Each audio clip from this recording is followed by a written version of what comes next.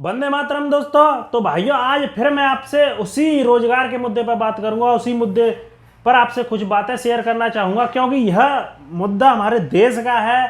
यह मुद्दा देश की प्रगति से संबंधित है। यह मुद्दा देश की उन्नति से संबंधित है। इस मुद्दे से लाखों लोगों के घर का मामला जुड़ा हुआ है। भारत के एक आम युवा, एक आम स्टूडेंट जो लाखों रुपए खर्च करके पढ़ के जॉब के लिए तैयारी करता है, उसका मुद्दा है ये। देश की उन्नति का मुद्दा है। इस वीडियो को कृपया करके आप पूरी देखें, स्किप करें ना, क्योंकि इस वीडियो में आपको बताऊंगा कि हम सरकार से इतने डरते क्यों। मतलब हम क्यों डरते हैं कि मोदी के खिलाफ बोल रहे हैं।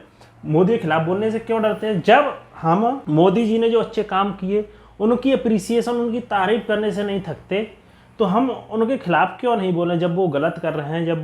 जब एक आम युवा, जब देश का एक आम युवा मोदी सवाल पूछ रहा है, तो वो क्यों नहीं उस सवाल का जवाब देते, क्यों नहीं बताते कि हम बेरोजगारी के खिलाफ ये चीज़ कर रहे हैं, रोजगार के लिए ये कर रहे हैं, इतने रोजगार दिए।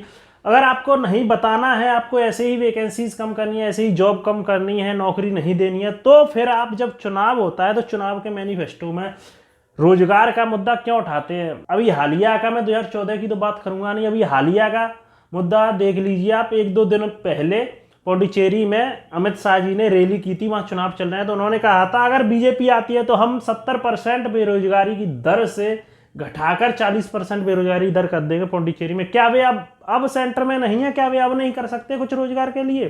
क्या जब ही करेंगे वे? स्टेट में गवर्नमेंट आएगी तो स्टेट में, बहुत सी स्टेट में बीजेपी की गवर्नमेंट है, जैसे यूपी में है, तो यूपी में रोजगार की दर देख लीजिए।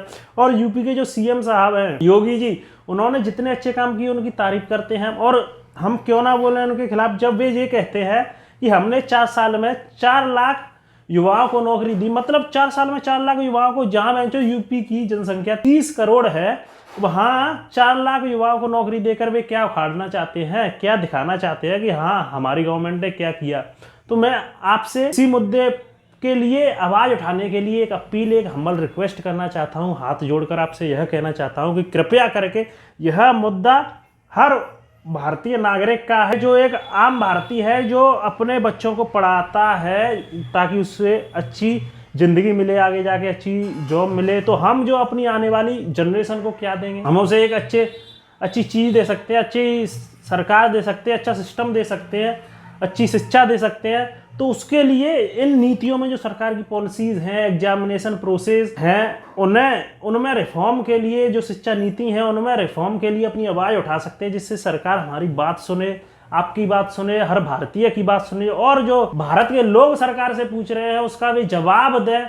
तो जो पहले हमारे जो शिक्षित वर्ग है उन्होंने एक मुहिम चलाई थी, जो शिक्षक लोग हैं उन्होंने मुहिम चलाई थी कि मोदी जवाब दो, मोदी रोजगार दो। आया था मोदी रोजगार दो, तो मोदी रोजगार दो, इस पर लोग कहने लगे थे पकौड़े बेचना भी तो रोजगार है। तो उसके बाद मोदी जॉब दो वाला मुद्दा चला। एक दिन ट्विटर कैंपेन किया, तो ट्विटर कैंपेन किया, उसमें 5 से लेके 10 मिलियन लोगों ने ट्वीट किया। उस ट्वीट में क्या हुआ कि मोदी, कुछ जो गवर्नमेंट के IT सेल हैं उन्होंने क्या किया कि लोगों की ट्वीट को डिलीट किया, जिससे उन्हें लगा कि ये मुद्दा है ही नहीं, तो वो ऐसा दिखाना चाहे। और उस ट्रेंडिंग जो वे नंबर 1 मोदी जॉब दो नंबर 1 पे चल रहा था, मोदी रोजगार दो सेकंड नंबर पे चल रहा था, उस दिन उन ट्रेंडिंग को हटवा दिया ट्विटर से, और दूसरे दिन देखा तो वहाँ कुछ नहीं है, कोई ट्रेंडिंग व्रेंडिंग नहीं है। फिर उसके बाद जो हमारा शिक्षित वर्ग के लोग, उन्होंने एक लीगल तरीका निकाला कि हम जो mygovernment.in पर गवर्नमेंट का ऑफिशियल पोर्टल है, उस पर हम अपने ग्रीवेंसेस भेजेंगे, जिससे वे PMO के थ्रू डायरेक्ट जाए।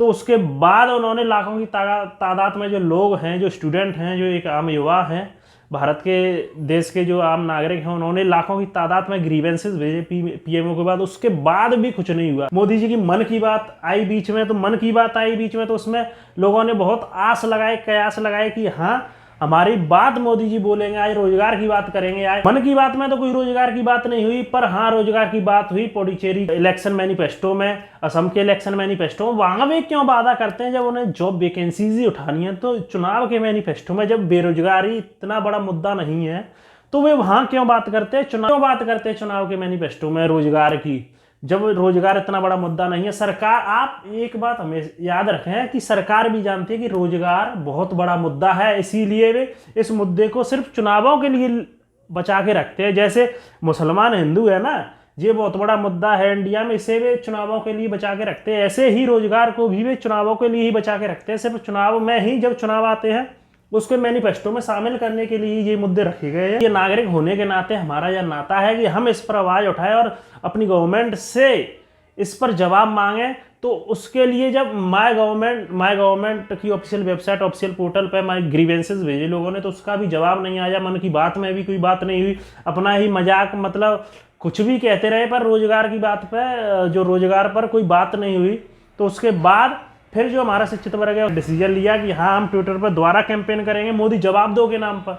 1 मार्च को मोदी जवाब दो यह ट्रेंडिंग चला और नंबर 1 पर ट्विटर पर ट्रेंडिंग चला। कम से कम 6 से 10 मिलियन से ज़्यादा लोगों ने ट्वीट किया। उस पर भी मोदी जी ने आज तक कुछ नहीं बोला है।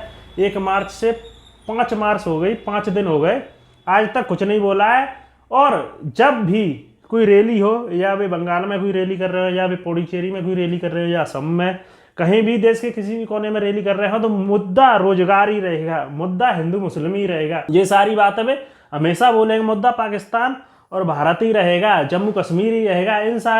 ये सारे मुद्दे ऐसे हैं, ये सिर्फ मैनिफेस्टो में सरकार इन्हें शामिल करती है और इनके खिलाफ करती कुछ नहीं है, इनके लिए काम कुछ नहीं करती है। तो मैं आपसे यही हम्बल रिक्वेस्ट करना चाहता हूं, जब मोदी जवाब दो के बाद कुछ नहीं बोला, तो हमारा जो शिक्षित वर्ग है, जो शिक्षक लोग हैं, उन्होंने एक और नई तरकीब निकाली इसके खिलाफ लड़ने के लिए। क्योंकि कोरोना काल चल रहा है तो वे फिजिकल प्रोटेस्ट कर नहीं सकते, और जहाँ फिजिकल प्रोटेस्ट हो रहे हैं कई जगहों पर, तो वहाँ क्या है कि जो गवर्नमेंट के लोग हैं, जो पुलिस है, उन्हें दबाने की कोशिश कर रही है, उन्हें जेल में बंद कर रही है। जो यह अपनी आवाज़ उठा रहे हैं, मोदी रोजगार दो, मोदी जॉब दो उठा रहे हैं, उन्हें जेल में बंद किया जा रहा है, लोगों की आवाज़ को दबाने की कोशिश की जा रही है। तो मेरी आपसे यही हम्बल रिक्वेस्ट है, हाथ जोड़कर मैं विनती करता हूं कि आप इस मुद्दे को तब तक ना छोड़ें तब तक आपको जवाब ना मिले। क्योंकि यह आपकी जो आने वाली पीढ़ी है, जो हमारी एक नई जनरेशन आएगी, उसके लिए बहुत बड़ा तोहफा होगा अगर ये इस चीज़ में रिफॉर्म होता है, शिक्षा नीति में रिफॉर्म होता है, एग्जामिनेशन प्रोसेस में रिफॉर्म होता है। चाहता हूं कि आप अपनी आवाज़ उठाएं